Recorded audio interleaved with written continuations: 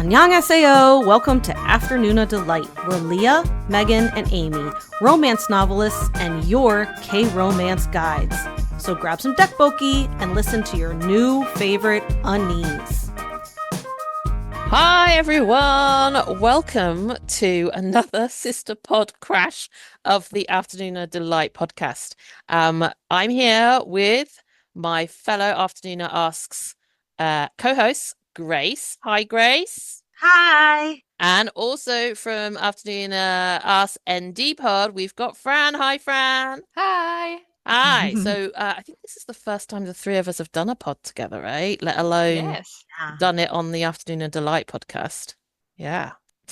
So we're the three of us are here to chat through a favorite drama of ours called Touch Your Heart, which stars Dong-wook and Yoo In-ah, who are famous as the second lead couple from Goblin.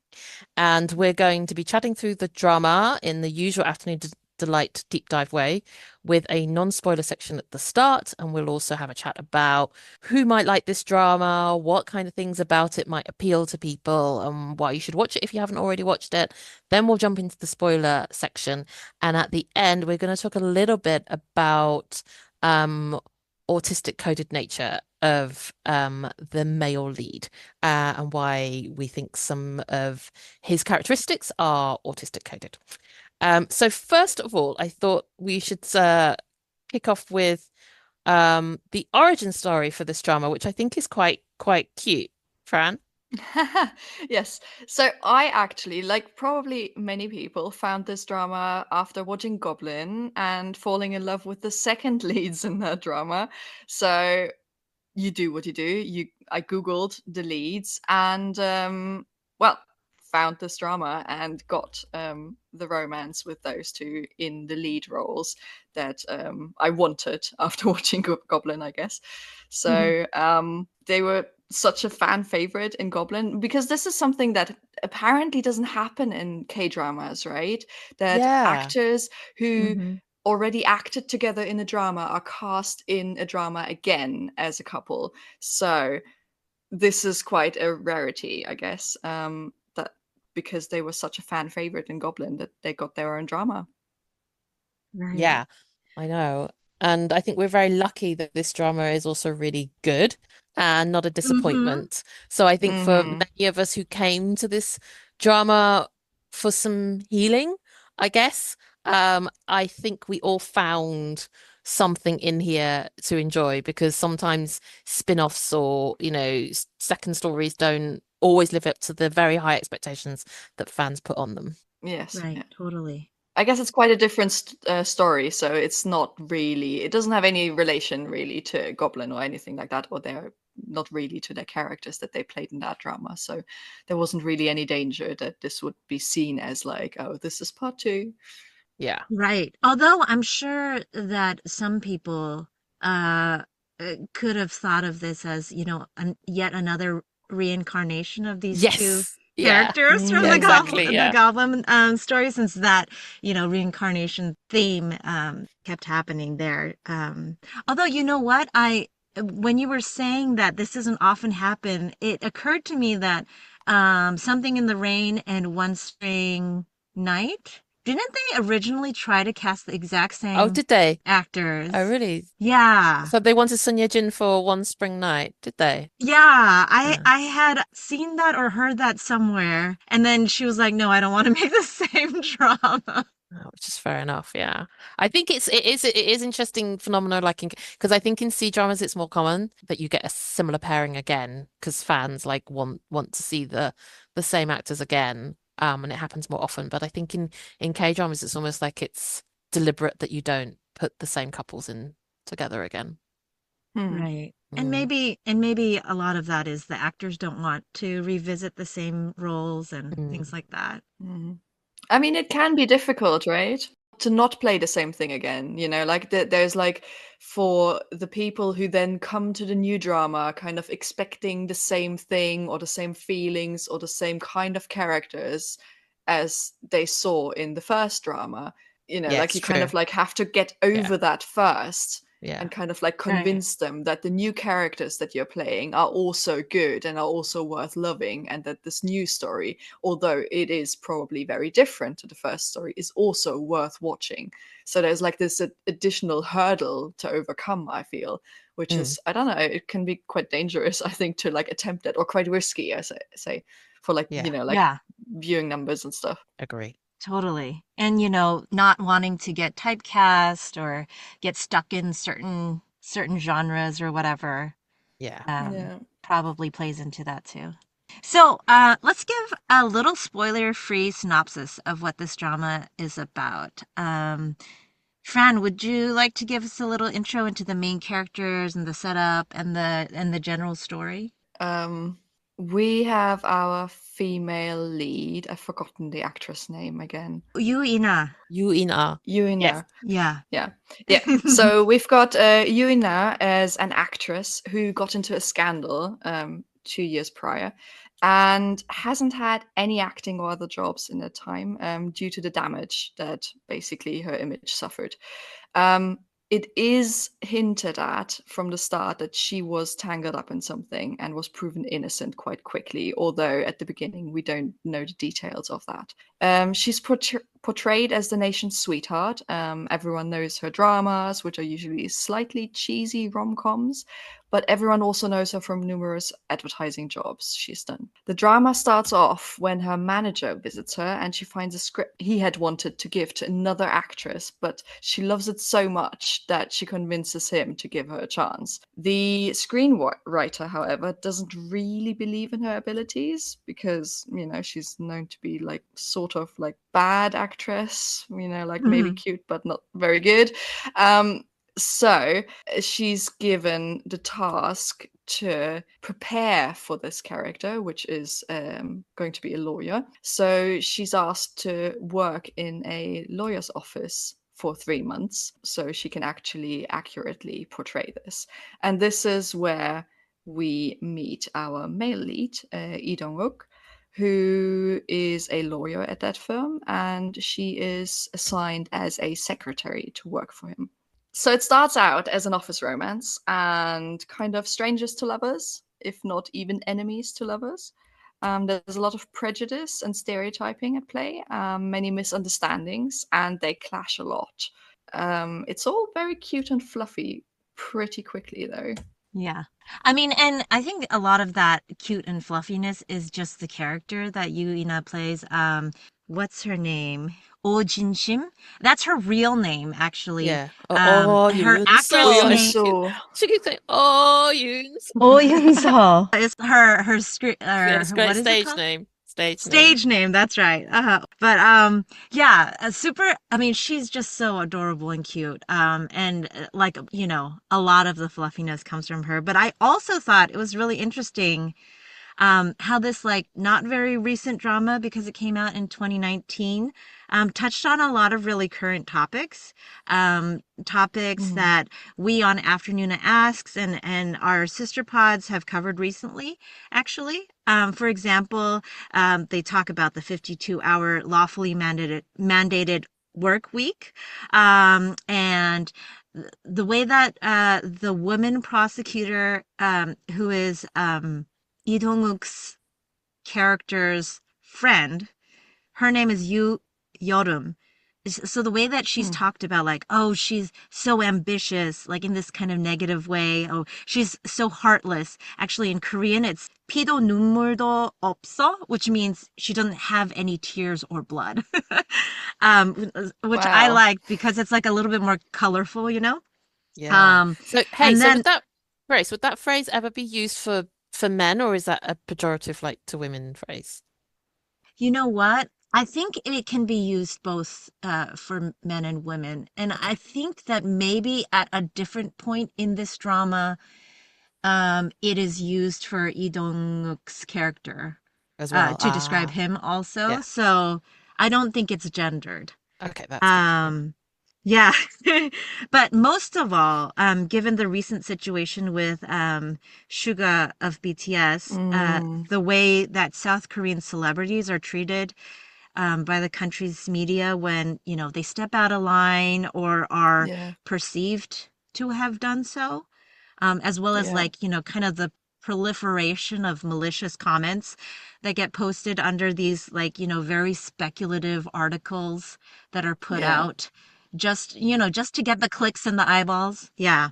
Yeah, and especially like that the process of the harassment stays with people more than the actual like like a judgment at the end, like if they've actually done wrong or if they, like were proven innocent, that kind of like almost gets forgotten at the end. Yeah, absolutely. Like her in this drama, her character, like she was innocent. Right. That's like said from the start, but she still isn't getting any jobs for years because of, like everyone perceived her as if she had done something wrong. Totally, totally. And I think there's actually even a scene in this drama where her manager calls one of the news, like one of the newspapers that put out like one of these speculative articles about her and was begging for them to put out like a retraction type story. And they were like, oh, that's not, why would we do that? We don't need to do that. Like the news cycle has moved on. We don't, we have no interest in that. That's not our responsibility. So it's just like really heartbreaking to see like, like people get caught up in this and like it ruins their lives. But then on the, other side of it, once things are resolved, it doesn't get as many clicks or eyeballs. So it doesn't get the same attention. Yeah. So, I mean, those are a few of the things that I noticed. Did you all did either of you see other ones or? Yeah. So for me they're both stalking actually. So one is a case that they work on as part of this drama. So there are little mini kind of vignette cases that they work through as part of this whole rom-com, which are actually quite interesting. I think at the time of my first watching of this, they were things I wasn't really that interested in because I was really invested in their relationship. But actually, on the second time round watching, I actually found them quite socially interesting. So one of them, again, a topic that we've covered on our Afternoona Asks podcast is the use of secret cameras. So Morka, which we talked about as part of the Burning Sun scandal podcast. But there is a case where a girl is stalked by her ex and also secretly filmed by her ex, and there is that case, and it's quite harrowing actually, kind of what she has to go through, and the kind of protection, the lack of protection that she has. And then also our female lead, or Yoon So, is also stalked by a chaebol, which was part of the original scandal that she got involved in. So I think that was also part of and tied together with her being a female celebrity as well, that being stalked and being involved in that scandal, even if they're the victim because they're the ones that are being stalked, it's actually their career that then gets hurt.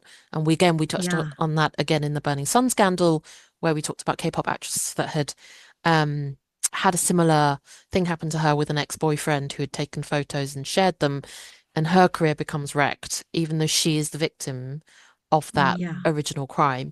So in and amongst all this fluff are some real contemporary Korean society social issues that I did find really interesting. I always think those are the best dramas that kind of mix all these things in a really good way. It's not just a fluffy rom-com, it's also, like critique of social things and society. There's, like deep emotions and things like that. And, like there's just like several of these elements, so it never gets boring. Yeah. Yeah, totally. So, who would you recommend this drama to and why? So I think the drama plays with quite a lot of tropes. Like we've got like an emotional, slightly dumb heroine with like a huge heart, like breaking the stoic, lonely, stuck in his ways without knowing what his life is actually missing hero out of his shell. That's like quite a classic like setup in a way. So I feel like people who like that sort of setup would probably enjoy this drama. There's also like quite a lot of like very classic misunderstandings happening. but I feel like I'm not usually a fan of those dramas, but this drama I really, really liked because they just did it all really well. It didn't like feel cheesy, or it didn't feel like something that I've watched 10 times over. They just like handled it really well, and it was really well written. So it was never like, I don't know, I was never bored because I was like, oh, I can see where this is going, or it was like the actors were just like really, really good in their roles. And but yeah, I would definitely recommend it to people who kind of like those kind of tropes, and who like that sort of story set up in a way. Yeah. So, I watched this drama quite early on in my K-drama journey, similar to Fran, as a healing way, post-Goblin. And you might have heard me mention before in podcasts that I generally am not a rewatcher, partly because there's just so much content to get through. I often have very bad FOMO, so my time is spent on new dramas. Fran is a big rewatcher, aren't you? And Grace, I know you also rewatch a lot of your favorite dramas. Yeah. But another reason why I don't rewatch is because I'm sometimes afraid for my really, really good dramas that I really enjoyed that I might like them less the second time round, and that I semi want to preserve how much I loved them in the first place. So this drama I actually did approach because I knew I needed to rewatch it because I watched it so early on I couldn't do this deep dive justice if I didn't rewatch. But I was a little bit worried about whether or not I'd find it too light-hearted now and too tropey and too cheesy. And now that I was, several years on sophisticated grey drama watcher, this might not hit me in the same places as before. But I actually found the opposite. I actually loved it even more on the second rewatch. Yeah.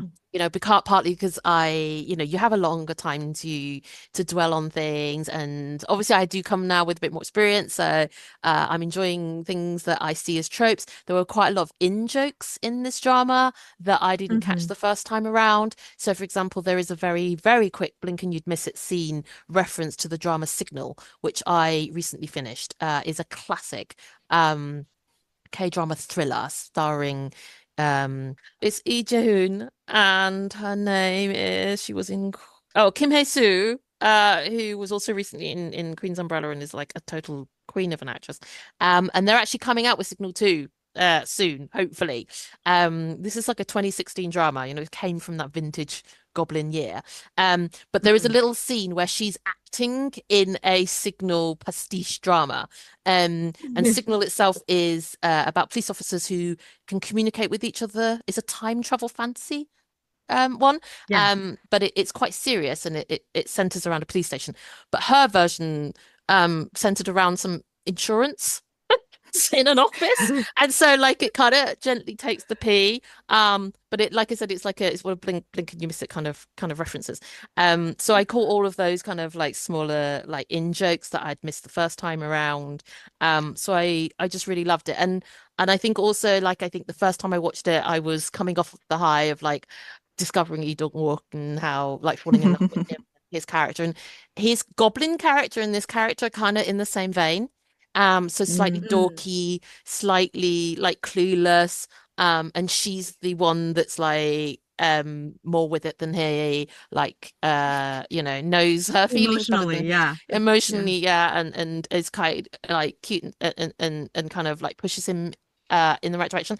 So I think I focused on his character and him more the first time round, and the second time round, obviously I did enjoy Dong-wook again, but I just really love Yoo in this role. Like, I think she's such a good comic actress, and she has just such good comic timing.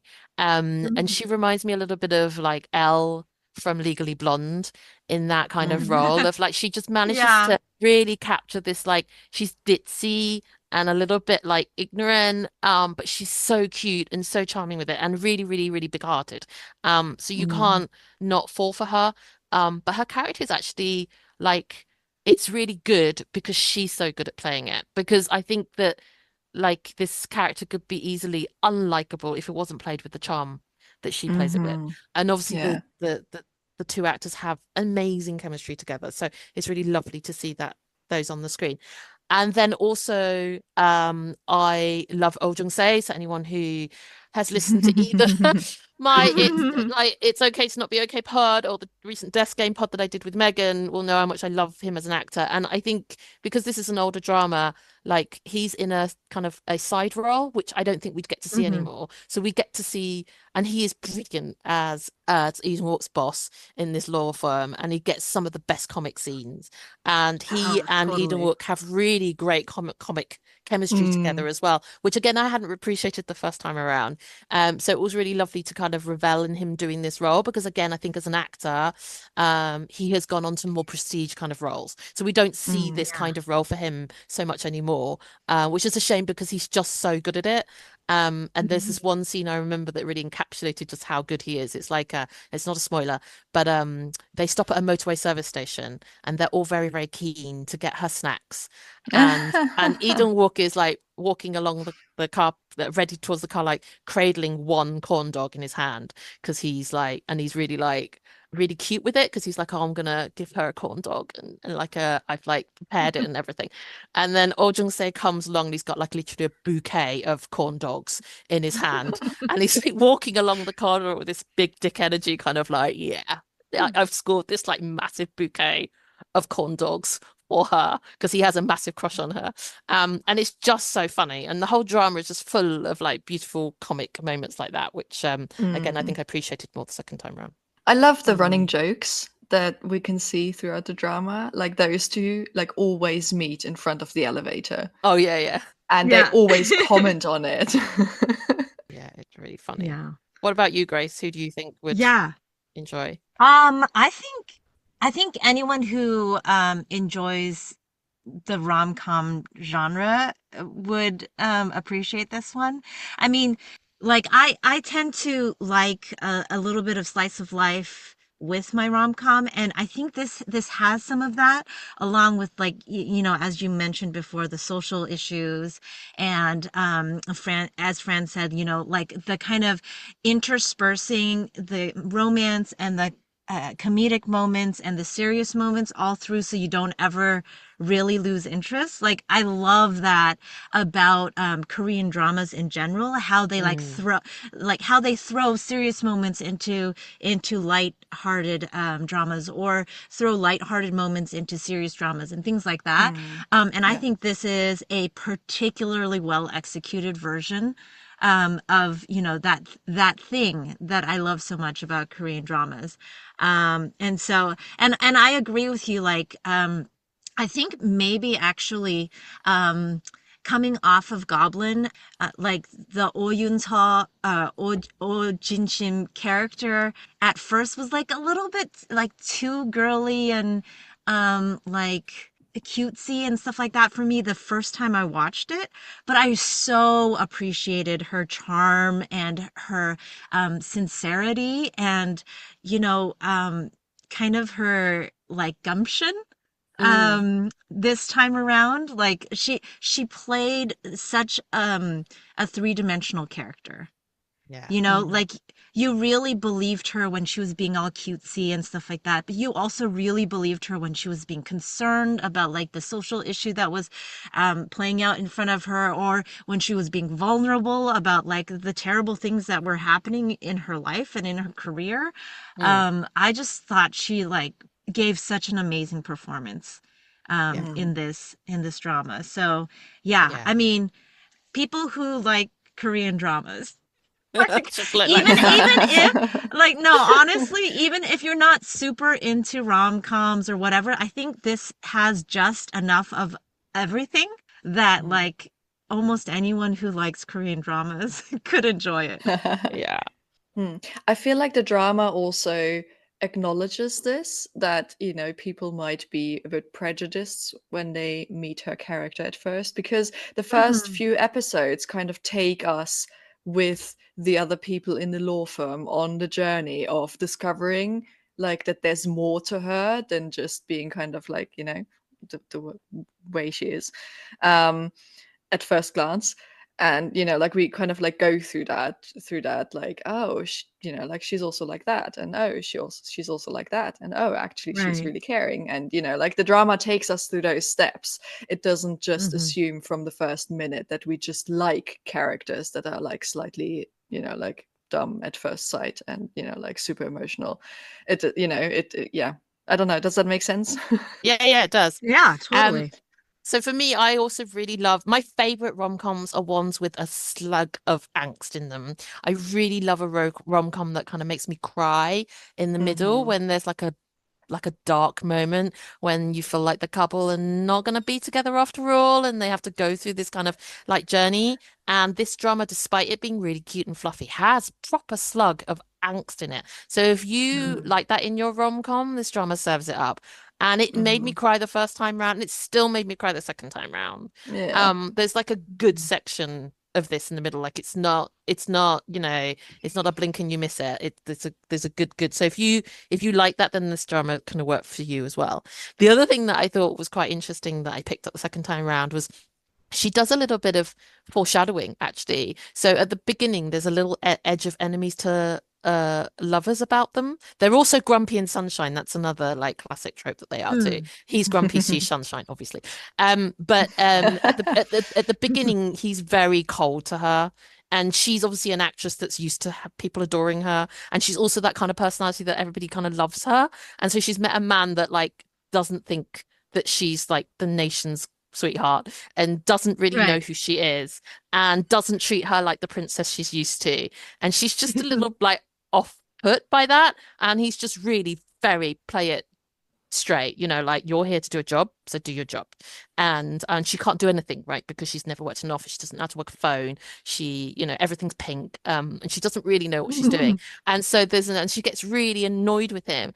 And I remember like at the beginning, she says, like, I'm gonna make him cry when I finally leave this office in 3 months' time. And she's just like, she says it in frustration. But I remember thinking, like, oh, that's exactly what happens, for other reasons. And I really love that. I love that they put that, right at the beginning. So again, it's just like it was such a rewarding rewatch, this drama. I'm really glad.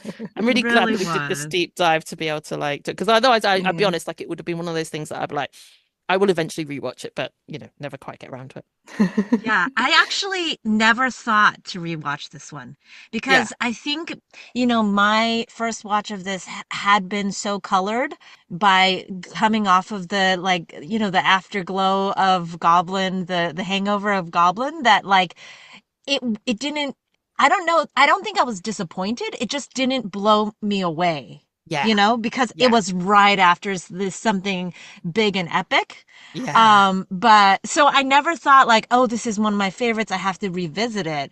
Yeah. But then when you said that we were gonna do a pod, I was like, okay, well, let's watch it again. And I was so surprised and so like delighted by how well done this drama was. So I'm really happy to have seen it again. Yeah, definitely. I'm just gonna say, just for everyone out there who might feel like they're alone in the world, I did not like Goblin. Hey! So let's get it all out there. Let's get it all out there. To anyone who also didn't like it, like you're not alone. So I didn't have this like, like that this, like seemed not as epic or anything like that. And I watched this drama 3 times in a row, back to back. Wow. Yeah. But I mean, we've talked about this on the Afternoona Asks ND pod a couple of times, I think, that you can use dramas or like stories or whatever, like you consume as like for like emotional regulation and things like that. And I just like, it was just like for a couple of weeks, it was just my go-to comfort drama. And I don't even know what was going on at the time, but I just like, it was so nice and it made me so happy. I just like kept rewatching it. I think this is a lovely safe drama to watch. I would also say that for those who do really enjoy seeing Dong-wook cry, and that they also get emotionally touched when this happens, because he is definitely one of my top actors for crying. You also get rewarded on that in this drama. So if that's something that you enjoy. So I think that's our pitch, guys. Hopefully, if you haven't watched the drama, that has intrigued you and you might want to stop here and go watch the drama and then come back. Or for those of you who've already watched, we're going to go into the language section and then into spoilers. So Grace, did you want to pick up anything in the language section? Yeah. So this is probably new for listeners of Afternoona Delight, but this is our regular kind of mid-pod section that we do on Afternoona Asks, and we kind of talk about the language that's used in the drama. So the very first thing actually that's not in my notes that I wanted to point out was that in the drama, the stage name of the actress is Oh Yoon-seo, I believe. And everyone calls her that except for our male lead. And he calls her Oh Jin-shim because that is her legal name. And he's like a stickler. He's a stickler for like doing the proper thing. But the interesting thing about that, and I'm not sure if it's necessarily clear by just reading the subtitles, but Jinshim is the word for sincerity. So I thought that it was pretty cool that he is the one who calls her by her real name, and that what's being kind of signaled or reflected is the sincerity they have toward each other in like their feelings toward each other. And like also like her own sincerity, which is what I think is part of what like moves him to begin with. Because like, you know, her first impression is, oh, like kind of a little bit ditzy, etc. But she is really determined to work hard and like try her best and like do what she needs to do. And I think that impresses him at first. You know, so I mean that helps them turn that page into like a productive partnership, which then again leads to the romance. But yeah, so her name is literally Sincerity, even though most people don't call her by that. But I think that's another one of those Chinese words because in Cantonese it's done some. Oh, cool. Yeah. There's another thread of our language section is that we find a lot of like old traditional Korean words are coming off the Chinese and they sound very similar to Cantonese, which we've discovered has a lot of its true roots in true Cantonese, Chinese, where when Korean kind of split off using the Chinese characters into Korean. Anyway, so that's that. And then I had a couple of questions actually that I thought that was really interesting when I was watching it. So one was that I really liked the phrase for playing hooky, which Grace knows, and I wanted to know where this phrase came from because it sounded really fun. Yeah. So I like kind of quickly did a teeny bit of research, and I'm not actually sure where it originated, but so there are a couple of potential definitions for this word. So 땡땡이 쳐 means to play hooky. So like for example in the drama at one point they say 땡땡이 치자, which is like let's play hooky today, like let's not go into work, let's, you know, just have fun. So 땡땡이 could be a number of things. One of them is like, you know, that little kind of like a drum toy where it's like a little drum on a stick and there's two like strings with beads attached so that when you spin it it makes this sound, and it's like a toy. So it's possible that, you know, the playing hooky word comes from like, oh, let's like play with this toy drum. Like this idea of like, we're going to go play instead of doing what we're supposed to be doing. But I also read that sometimes like so 땡땡이 쳐 is often used when students play hooky from school.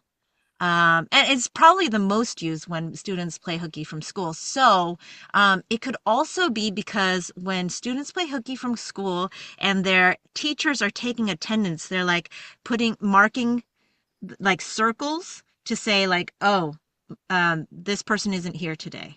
Yeah. And 땡땡이 is another way of saying polka dots. Which apparently originates from a Japanese word. And so it may also be like the circle on the register. Yeah, it might be the circle on the register that said this person's not here today. So I didn't have a whole lot of time to research so that those are some possibilities there. Yeah. Sorry, I landed Grace with this one. And then the other question I had was they talk about confessing feelings to each other. And I found that like in K-dramas, often the subtitles are translated that they confess feelings to each other, which can be an English phrase, but I just find it really interesting that it's always they confess. So I just wanted to know whether or not the word that they use is literal confession and that you'd actually use it in, other contexts to actually confess.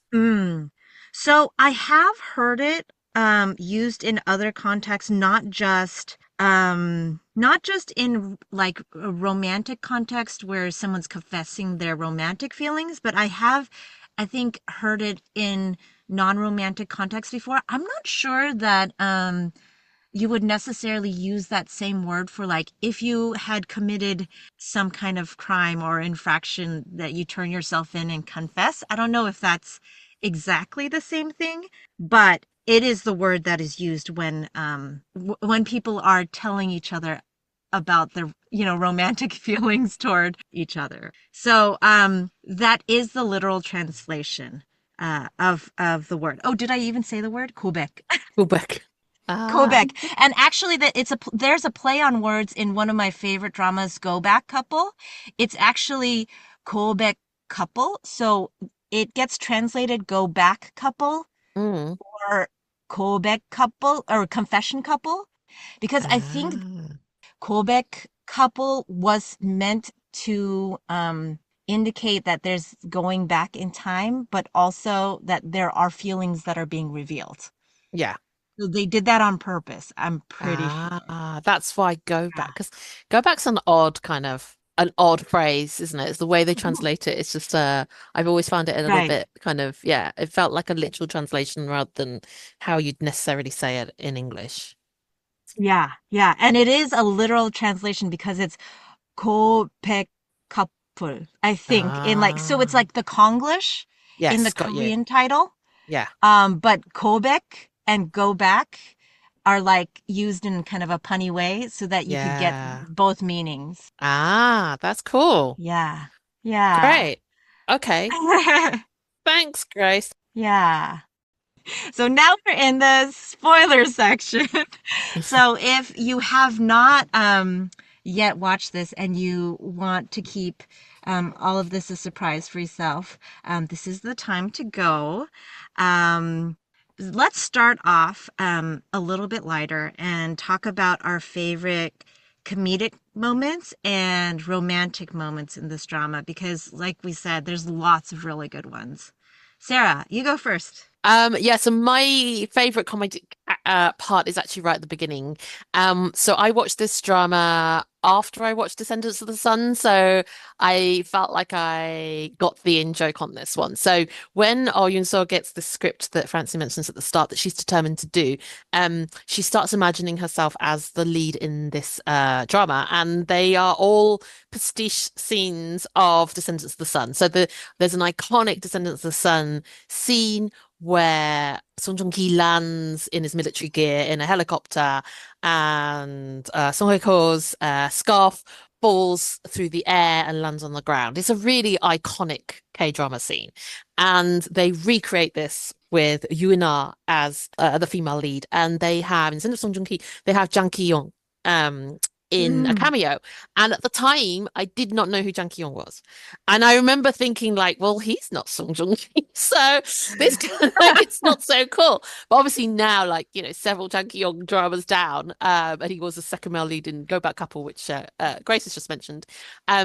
I obviously know him really well, and so it was really lovely to see him back in these scenes. And Jang Ki-young is a great comedic actor, but he actually plays a lot of really intense, emotionally charged roles. One of my favorites of his, again, he plays a side character in one of my top favorite K-drama of all time, My Mister, which I still think is his best role. And he's also in one of my most underrated fave dramas from 2024. He was the male lead in Atypical Family. And he's very good at really hyper emotional scenes. And I really love these comedic moments that she has, because basically she's a terrible actress, like I said at the start, like she's known as a bad actress. And so in these reenactments of these dramas, she is playing a really bad actress, and she is really good at being a really bad actor. And it's a really great foil because Jang Ki-young is giving his top K-drama emotional performance. Like he's playing it completely straight. And so he's giving it all. He's really like, I'm gonna die for you. And she is like on the ground. Like she has this scene where she pretends she's trying to cry, but she's really bad at crying because she's really bad at acting. So she's like beating the floor and pretending to cry. And she's just so completely over the top and inauthentic. And then he's being really authentic and really in the moment, and you really feel his emotion. And so I loved all of those scenes. I just thought they were so good, and they were just a really good showcase for Yuina's comedic timing, because she is just so good, because she's like subtly bad, like not over the top bad, she's just like plausibly bad, like how an actress that would be very well known for her looks and not necessarily for her talent might act. They were my favorite scenes of hers. I actually thought that she was over the top bad. Yeah, no, she was over in those scenes. She was over the top. And amazingly so. Yeah, but she was still doing it in quite a believable way. It was still right. Yeah. Yeah, totally. Oh, and the bad acting, the word for it is actually foot acting in Korean. Acting. So they keep talking about 발연기, and it's literally foot acting. It's like her acting's so bad, it's like her foot is doing the acting. God, that's so funny. Yeah. What about you, Francie? I think it's all the scenes like in the first couple of episodes where she just started working at the lawyer's office. And you kind of mentioned this earlier already. She's not used to people not knowing her as this famous actress. And every time she sees an item in the male lead's office that she recognizes from one of the advertisements that she's done in her career, she picks it up and reenacts part or the whole of the ad that she did. And kind of like, like stands there presenting the item at the end and like smiling at him and, like kind of like wants, I don't know, applause, praise or whatever, being worshipped. And he just looks at her, and he's probably never seen the ad. He's never seen the drama she's reenacting or whatever she's doing, he has no idea and just looks at her like she's some sort of alien species, and like he doesn't understand what's happening. And it's just like so funny how disappointed she looks and how she doesn't know how to deal with the situation, but she keeps trying. She keeps doing these things and reenacting these ads, and it's hilarious. I so agree. Funny. I also really love the scene. It's quite famous again because she dresses completely inappropriately for the first day. So she's in this low-cut short skirt dress for the office, and oh my God, some papers fall on the floor, and she can't bend down to get them because her cleavage would show, but she can't squat down to get them because her skirt would ride up too far. So she kind of goes up, goes down, goes up, goes down, and he's just looking at her going like, for God's sake. Yeah. Oh, that's a really good one. And it's just so funny. Yeah. I love that. Yeah. And and the thing with reenacting the ads that you were talking about, Fran, I thought it was pretty clever because they slipped in some actual product placement. Oh yeah, they did. With that. They did a lot of product placement in this drama, actually. Oh my goodness, so much I hadn't realized how much until like my second rewatch. Yeah. But that's because it's done so cleverly. Like the one that really annoyed me was the one where he suddenly gets dressed and like uses all these skincare products. Yeah. That was like not smooth. That was like, oh my God. No. But we all get to see Dong-wook putting on some Chanel lip balm, so there's that, That's true. Yeah. And he's like, it's lip balm, it's not lipstick. I'm like, it can be lipstick. You can have a little color. I'm sure they're all wearing lipstick anyway, so I know, right? They probably don't want to mess with the shade that's already on their lips. The thing that I thought was like really funny was Oh Jung-se plays the CEO of the law firm, which is called Always. And he's related, like I think like cousins with the CEO of, the agency that agency, represents, exactly, her talent agency. And the two of them, those two CEOs, they like have this kind of like love-hate relationship, and their banter was always really good. Yeah. Like at one point, like the CEO of the talent agency is wearing this like crop top sweater, and so the always CEO kind of makes fun of him, and he's like, what, this is all the rage, this is called the poo look. Like Winnie the Pooh. There is a moment between the two CEOs where the manager thingy person tells the other one that the drama has been cancelled, and the law firm CEO is all like, oh my god, what, the fan club is going to be so disappointed, and like we have to recycle old stuff then, and we were already preparing for this, and he's basically like just fangirling over her and basically disclosing that he is the leader of that fan club and has like this one like fan page that he manages and where he like edits stuff, and it's so funny. It's a great character. Yeah. I mean, so many great comedic moments in this. Yeah. So we had favorite comedic moments. What about favorite romantic moments?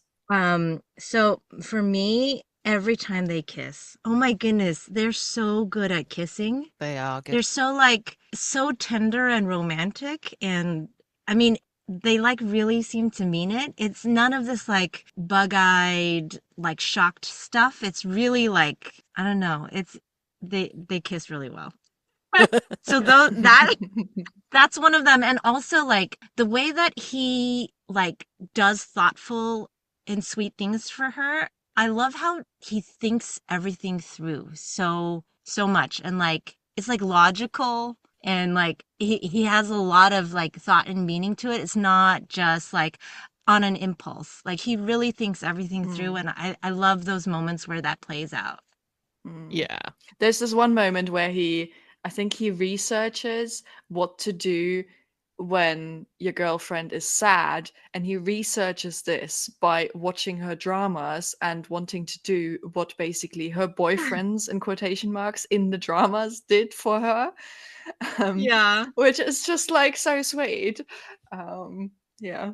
As if that's like, Yeah. like the blueprint to her happiness, like what Yeah. happens in the dramas she's played in.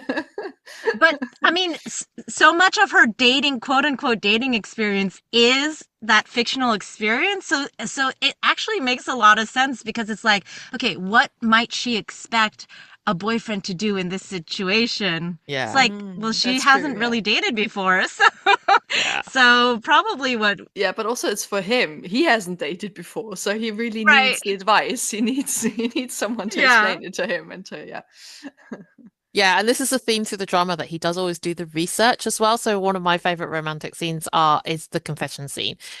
So he looks up how to express his feelings, confess his feelings. And so he looks up things that she likes, and she talks about how she really likes eating chicken feet, and she would really like to have a handwritten note. So we see him try to pen a handwritten note, because he's a lawyer. Basically it sounds incredibly formal. So he starts writing a note that basically sounds like a legal letter of confession. And then even he realizes that that's perhaps not the right note. So it ends up being like he scribbles and scribbles and scribbles. And then we see later that basically he ends up with like a very short 4-character phrase that says, let's date, because that's all he manages to put into a love confession, because he literally can't write one. Like he can only write either legal letters or 4 characters. And she reads it, and she just like, she's so happy, and then she runs, and he's gone off because he's so embarrassed, and like he walks off first because he doesn't really want to be there while she reads it. She opens it, I think, expecting to read a very long letter. We all expect it to read a long letter because we've seen him labor over this letter for hours in a cafe, and then it turns out there's only 4 characters. Then she runs up and gives him a back hug, and it's like, oh. I mean, he introduces it as if it's still a long letter. He's like, okay, while you read this, I go away to give you some space and time. Yes, so true. I just love how dorky he is. It's just like one of my favorite parts of this drama. Yeah. Yeah. My favorite romantic scene is, I think it's like a 2-part scene, or it like refers back to a scene like early on in the drama, but it's basically that scene where they walk home together and she remembers that embarrassing moment when she was cold and he said something about, like you should put your hands in your pockets. Only, like he probably drops the you or something like that. Anyway, she assumes he meant his pockets, like, and puts her hands in his pockets. And like, obviously that's not what he meant. And she's embarrassed. And it's like, very embarrassing. But she remembers this moment and then she tells him how she sometimes, because she doesn't have like so much experience with the whole dating thing, and because she's been an actress for so long, that she sometimes loses grip on reality and imagines like all these over the top things, like this putting your hands in your boyfriend's pocket is something that would happen in a drama and would be really romantic. And I just loved how she reflected on that and that the drama played with that.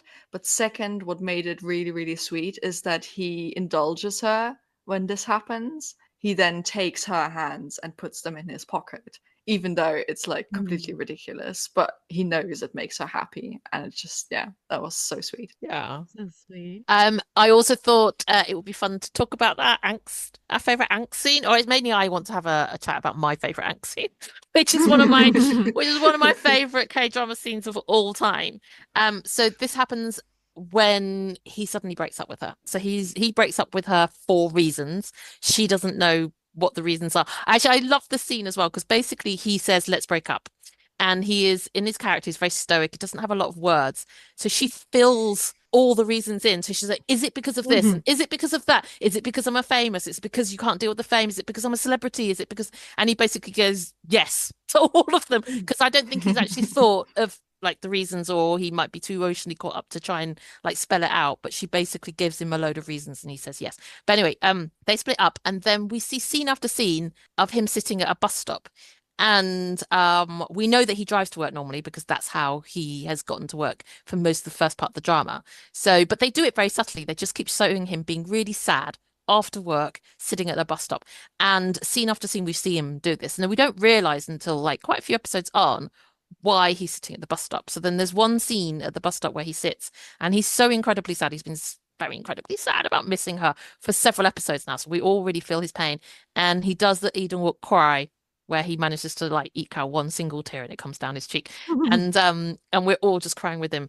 And then we don't know why, but why he's been at the bus stop all these times. But suddenly he looks up and directly opposite this particular bus stop is an advertisement video of her doing a lipstick ad, I think it is. And it's her face playing on this screen.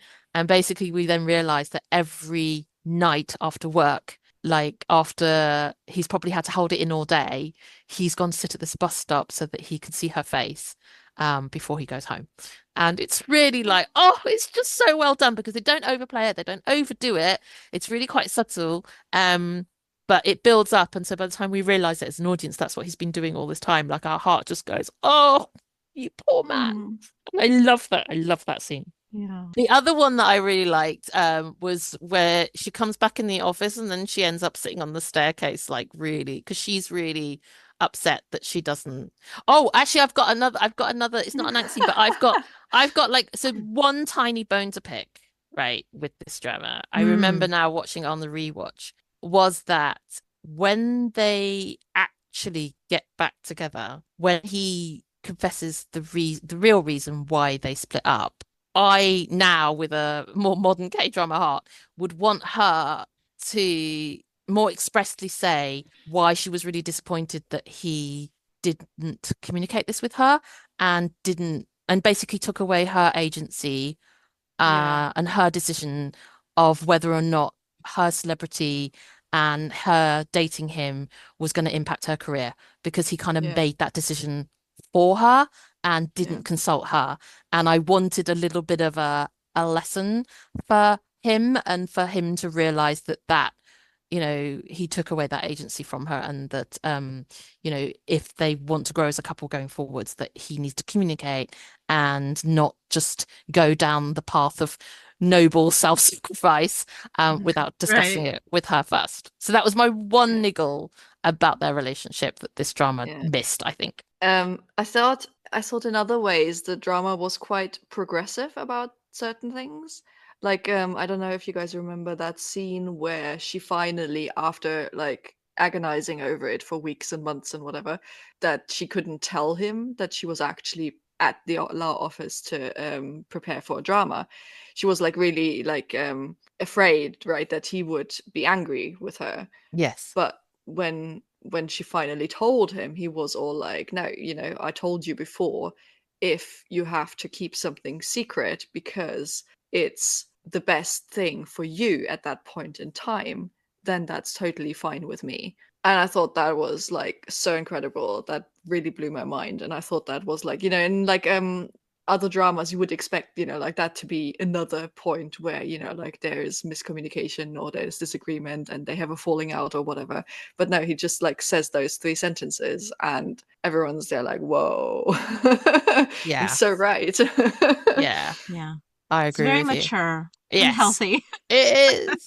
Yeah. Yeah, and what I was going to say before is with him taking away her agency to decide like whether or not to end the relationship. Like I thought, her manager, her road manager, the one who drove her around, really played a big part in that, and I felt like there needed to be more of a reckoning there also. True. Yeah. Like, Mhm. it really needed to be addressed like, hey, yeah, you take care of me because, you support me as a member of my staff, but you don't get to make my life decisions for me. Yeah. Very But true. he did that a lot in the drama, I thought. Like I didn't I'm still not sure if I really liked that character because like he tried to influence her in like really big decisions a lot. Right. Yeah. Yeah, but I think this is the instance where he really took it out of her hands, though. Yes. Yeah. Like trying to influence her is one thing versus like going behind her back. Yeah. Okay, cool. So I think we were going to talk about the legal parts of the drama, and we would take advantage of the fact that Grace has a legal background, to discuss how you found the cases and whether or not they seemed realistic to you, Grace. So, the content of the cases, as we discussed in the non-spoiler section, I mean, I thought they were very relevant. And they seemed really realistic in terms of like the social issues that we have become aware of as we've been doing our podcast. So, the woman who had a boyfriend who was drugging her, and then when she broke up with him, started to stalk her. I mean, I feel like this is a situation that happens in real life, probably all over the world, not just South Korea. But we got to see the kind of the ways in which, with the molka, which is the hidden camera, 몰래 camera, like how he kind of went about stalking her. And then with the woman who was accused of killing her abusive husband. Again, this is a situation that we see all over the world, where, victims of abuse will sometimes, in self-defense or retaliation, kill their abuser, and then they're the ones put on trial, even though they were also a victim. There was a small case of the malicious comments online that didn't have to do with Yoonseol. Yoonseol's like her case, that her big scandal, and I think it was a bakery owner who was dealing with right, Macaroons. right. Yes. Macaroons. They look good. Yeah, so he was dealing with people like, talking shit about his macaron, and and like really affecting his business. And I'm sure that that's a thing that also happens in real life. So and like with Secretary Yang, who was one of the coworkers at the Always Law Firm, her daughter was dealing with like some bullying allegations, and we've seen again many times in the Korean dramas we watch, like that, like bullying is a thing, a societal issue that is addressed a lot in dramas because of course it happens. And again, not just in South Korea, but here. But so like the actual cases I thought were like really relevant and on point. And let me just preface this with with my disclaimer of I haven't practiced law in South Korea, and I it's been like 11 years since I practiced law in the US. So but I did find it pretty unrealistic how fast the cases progressed. Like, especially the cases that went to trial. At least in the US, it takes like many months and sometimes years for cases to go to trial. So seeing multiple cases go to trial and be resolved in a matter of a few months seems pretty wild to me. And I don't know if, South Korea is just like a more efficient legal system. And so like this is less unrealistic, or it's just a thing that they changed for the drama so that there would be some, external conflict and tension that, the lawyers are dealing with since we're at a law firm. Also, the main legal case in this drama was with the woman who was accused of having killed her abusive husband. And we find out in the end that she, in fact, did kill her husband.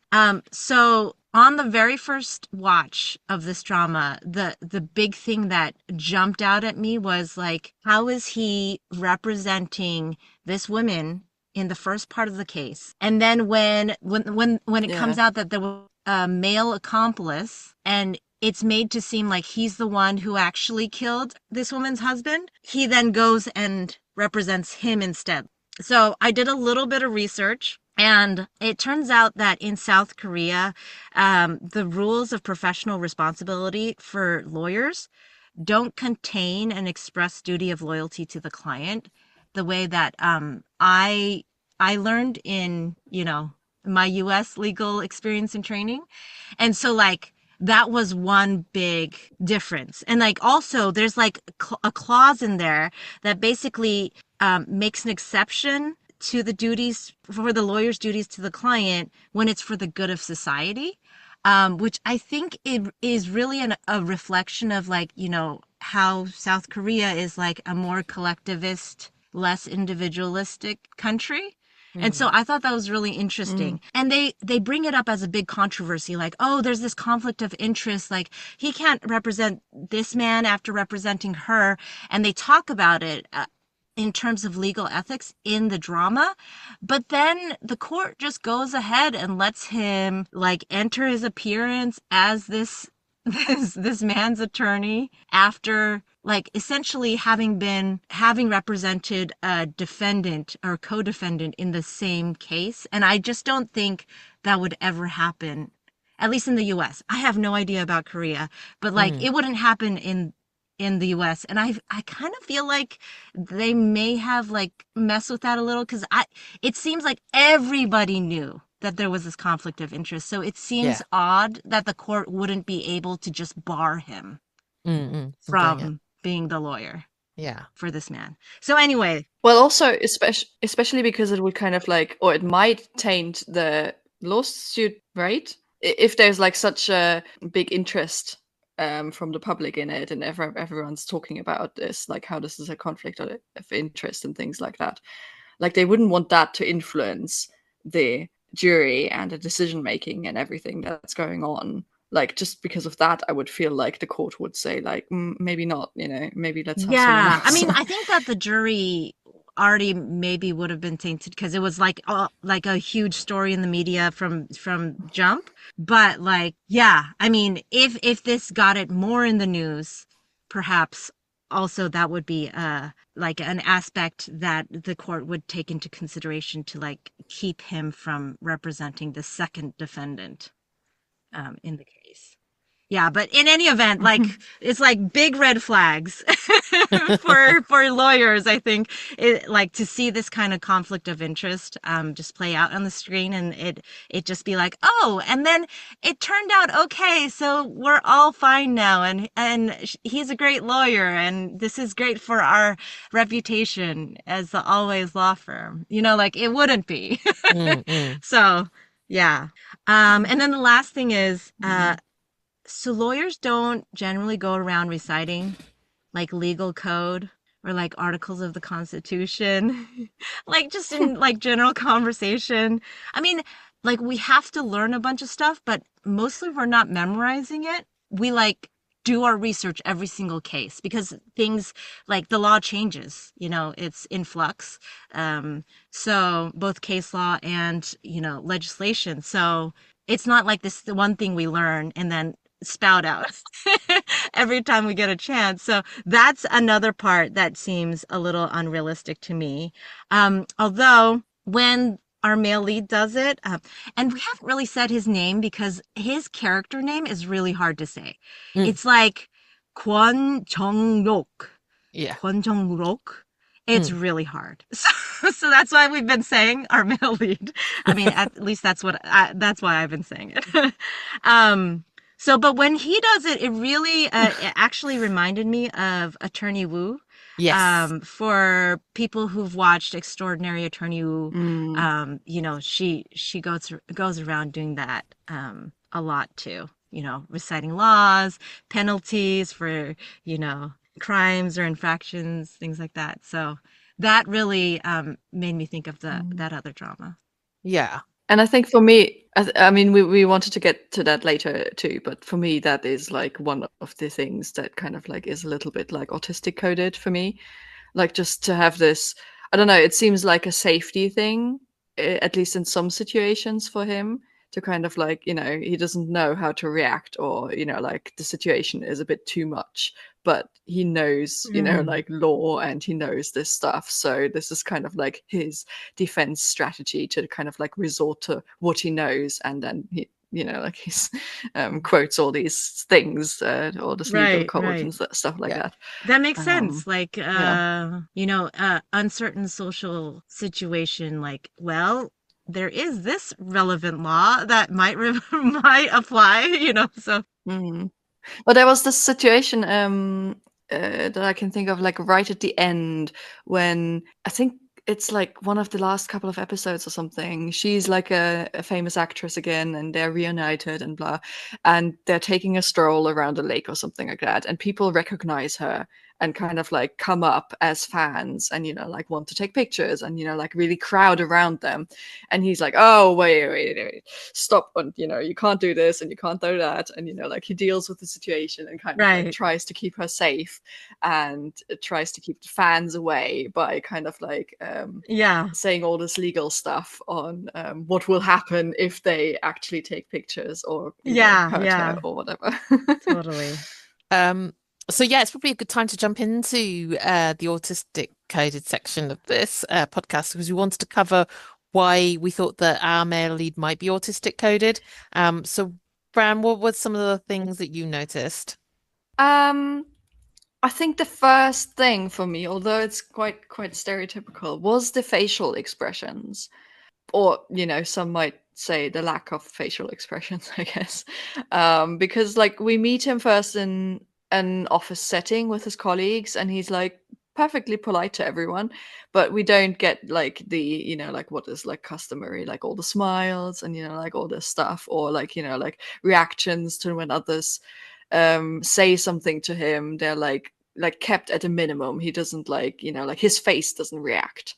Yeah, that was kind of like the first thing that I really noticed, why I thought like, oh, maybe this is autistic coded. Yeah, I don't know. Did you guys think he's autistic coded? Yeah, I think I felt it more the second time around, because I was kind of looking out for it. But I remember the first time around thinking one of the things, because I think some of the autistic coded stuff was also part of the fun parts of his character and some of the comedic kind of interplay between the main leads.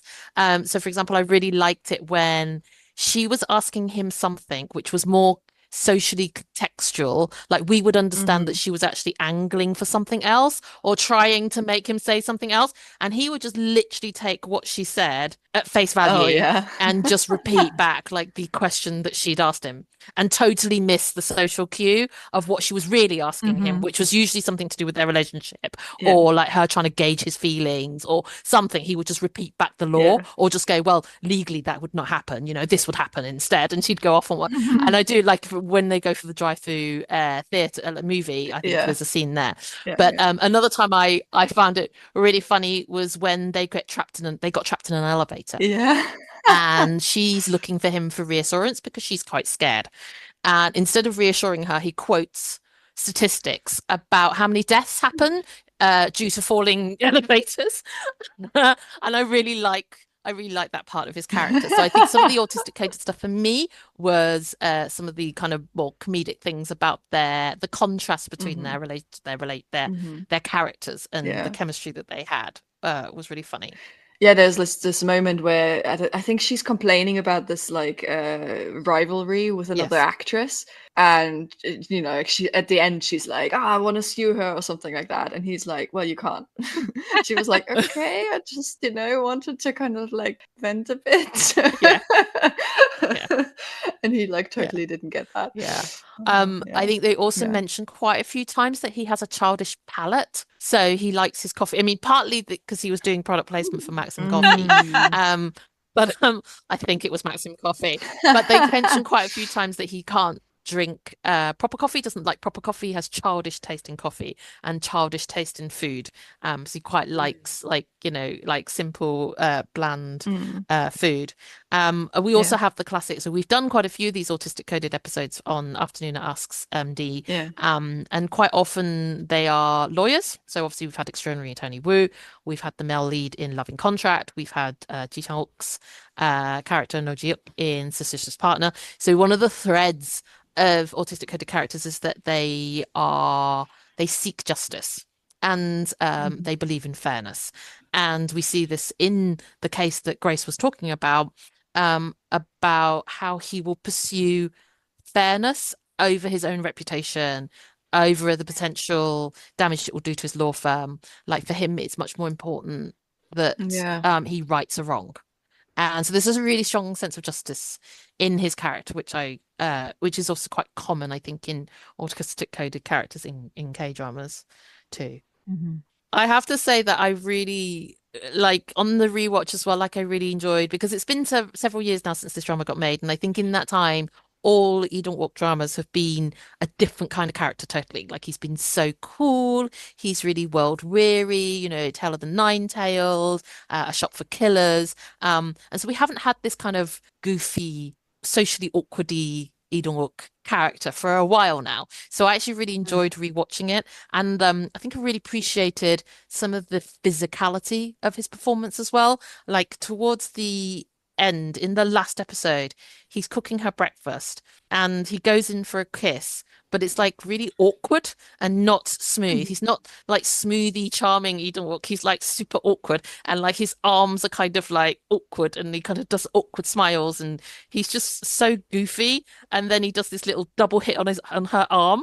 He's just like, oh, I'm just joking with you, and it's just so well done. Like just made me appreciate how, because like we now know, and we know from watching Lee Dong-wook being Lee Dong-wook as himself, that he is not dorky. Like he's very smooth and very sophisticated. So I actually really appreciated this comedic character that he was playing in this drama so much more the second time round, because the first time round I'd only ever seen this character of his, and I didn't know who he was as a person. Whereas now, like I feel like obviously you have a much more rounded view of him, and he is very suave and very charming. And so actually now I appreciate it much more, like the physicality specifically of his performance of this character. Like he's just so what in this character.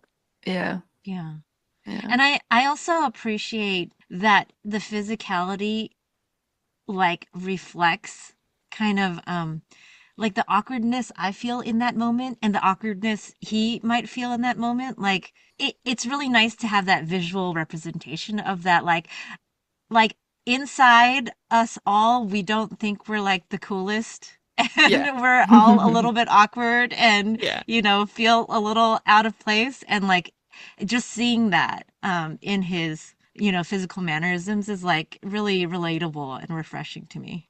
Yeah, it's really cute. Yeah. So I mean, with all these autistic coded characters, like we've talked about in a lot of the pods that we've done on the Afternoona Asks and the podcast. So if you're interested in that, go check out those episodes. We kind of like say autistic coded because it's not official. He's not officially labeled as autistic, and some things are kind of like it's not very clear. So all this awkwardness that we see, I mean, maybe it's just that he's inexperienced with all the relationship stuff. But then I don't know. I just got the like a major thing for autistic people is the whole struggle with social rules and with knowing what's kind of like expected in certain situations. And we've mentioned a couple of those that she is kind of like fishing for a certain reaction in certain situations, and he's not going for that because he doesn't recognize it, and he's going with like something different that kind of like throws her, which makes for a great laugh for the audience.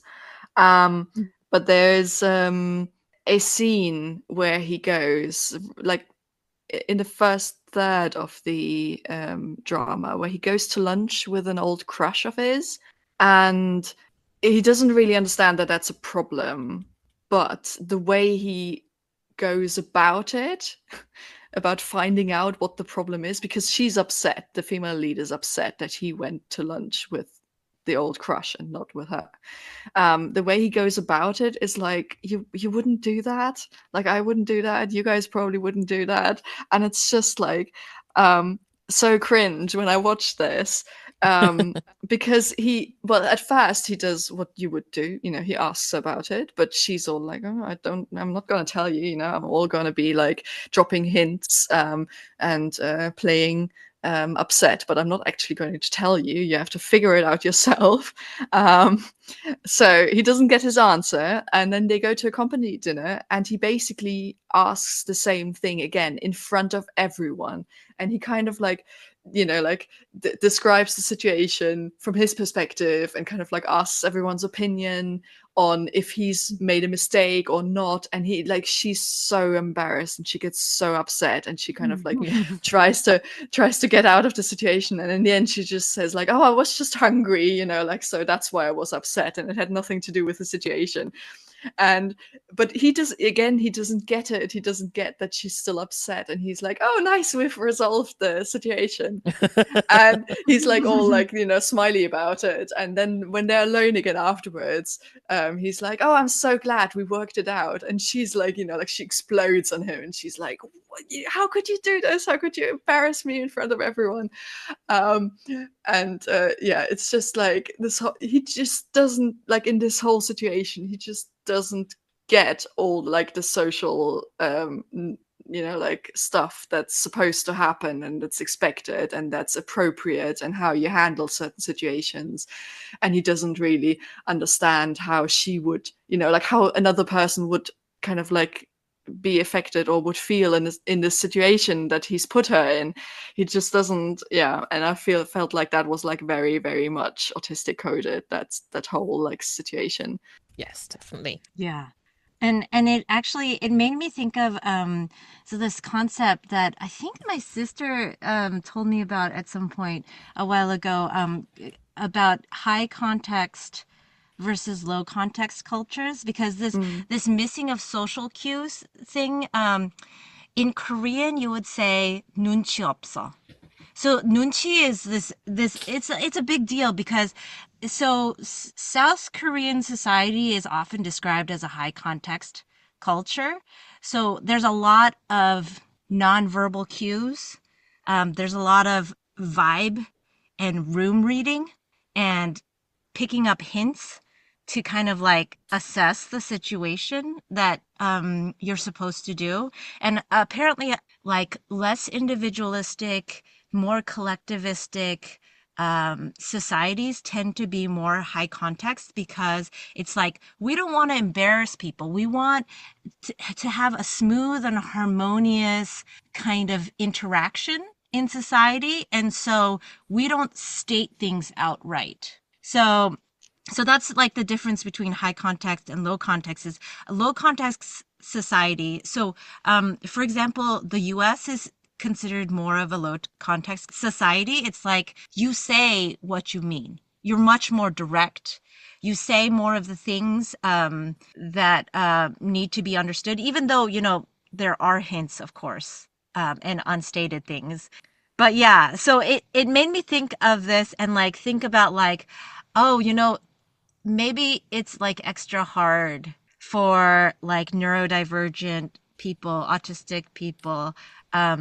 I mean, my experience with neurodivergence is more ADHD, and the social cues thing is also a challenge with ADHD, picking up on those, reading the room, that kind of thing. So it made me think, you know, it must be more of a challenge in a high context society where you're supposed to read the room, like to smoothly function in society.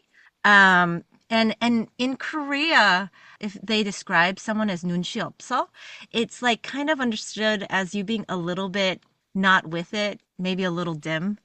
So it's not like a positive connotation. So like I feel like in general with this character that Lee Dong-wook plays, you know, normally in a society like, you know, South Korean society where homogeneity and conformity are like valued. You know, it's not a super diverse society.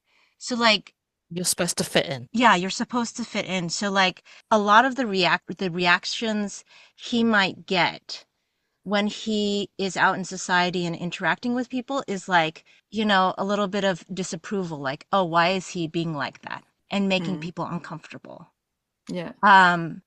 But I think, you know, with his relationship with Yoon-seo or Jin-chim, like his directness conveyed his sincerity, and I think she found that refreshing. Mm-hmm. Like, because she's used to this society where everyone's stepping on eggshells, everyone's just hinting at things and not saying things directly, and it's a little frustrating, honestly, to have to like read the tea leaves, read the room, you know.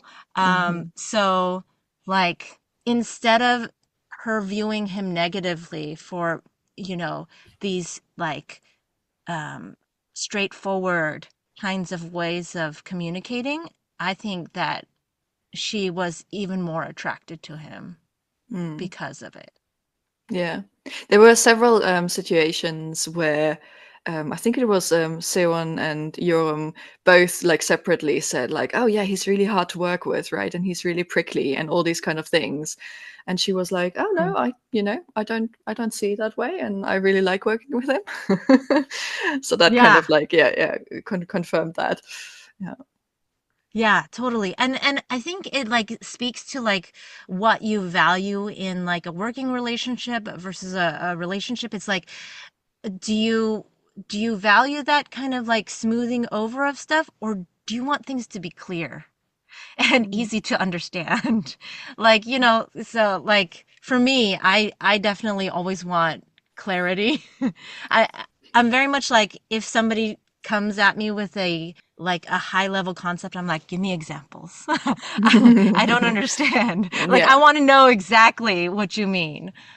So like I think she is probably a little similar in that like, you know, no, he's not hard to work with because he sets really clear expectations. He shows me what I'm supposed to do, and that's what I'm supposed to do, and I'm not supposed to read into it that I'm supposed to do X, Y, and Z when he only told me to do A, B, and C, you know? And that's perfect for her, especially in this situation where she's like never done anything like that before. She's never been in an environment like that. She's never worked a job like that. Like it would just not work any other way. Yeah, totally. It's really good for learning when people are clear. Yeah, my grandpa actually did this recently because I drove. My grandparents are like 80 86 and 87 or something. So I drove them to their holiday destination, and they've got like a really fancy electric car that's automatic, and that's, all got these fancy things. So we went to a car park before we actually started the journey, and my grandpa explained all the functions of the car and all the steps I had to, do, like press it doesn't have a key, like all this stuff, like it doesn't have an ignition. So he explained in detail which steps I have to take to drive the car, and I was like, this is great. He's even said, like, during the journey, oh, okay, so the best ratio to like speed and like whatever fuel consumption is like if you drive that speed. So I was like, okay, I'm gonna drive that speed then. There was no confusion. Nice. No scolding. Everything was good. Yeah, totally. All right, so do we want to talk about the ending or any last fun details? I mean, we liked the ending, right? Yes. It's a real feel-good ending. It's so lovely. And also we get to see Lee Dong-wook glow up, his hair up. Oh my goodness. He put his hair up for literally the last 30 seconds of this drama. And it makes such a difference. It does. He basically looks like Lee Dong-wook in, finally, like we see, that suave look. Totally. Yeah. I really like the ending also because like it kind of comes full circle because, Yoo In-a's character starts out the drama being like very afraid of how like the public perceives her and like what public opinion is going to do to her life, her career, etc. And like in the end, she's very much like, I'm taking charge of my life. I want to go public with my relationship, even though that's going to be a ding on my career. Like, I feel like it's a nice resolution. They've got nice character arcs. Yes. Mm-hmm. And also, I think we've been talking about the social commentary. I also like the fact that actually let's normalize celebrities dating. Let's normalize them having love lives. Let's normalize celebrating, the fact that they get a rounded personal life on top of their job. Absolutely. And especially like since like she was a bad actress because she hadn't actually or like part of it was that she hadn't actually experienced a lot of things. Yes, like being in love, like having a boyfriend, things like that. So having a heartbroken. Yeah, so her last drama was so much better. Her acting was so much better because she had gone through all of that. So if we don't allow actors and actresses to have relationships, then their acting might suffer. Yeah. Exactly. We're all richer for it. Totally. Let's go and get all their hearts broken. I mean, just any experience though, really. Like, I think they should be able to live life so that they can depict it accurately. Yes. Make mistakes like any other person, honestly. Yes, exactly. Cool. Well, on that note, thank you so much, guys, for joining me. I had a lot of fun discussing this drama. I think hopefully for those of you who are fans of this drama like us, we did this drama justice and you got to relive some of it with us. And if you haven't done a rewatch, you might want to be tempted to go back. Yeah, you should do it. Do we know it's on Viki at the moment, I think. Not on Netflix. On Viki. Yeah, on Viki, yeah. Okay, so if you enjoyed our discussions, you can hear more on the Afternoona Asks podcast, which we will link to in the show notes. So until then, annyeong! Annyeong! Kamsahamnida. Thank you for listening to Afternoona Delight. Where can you find us outside the pod? Head on over to afternoonadelight.com.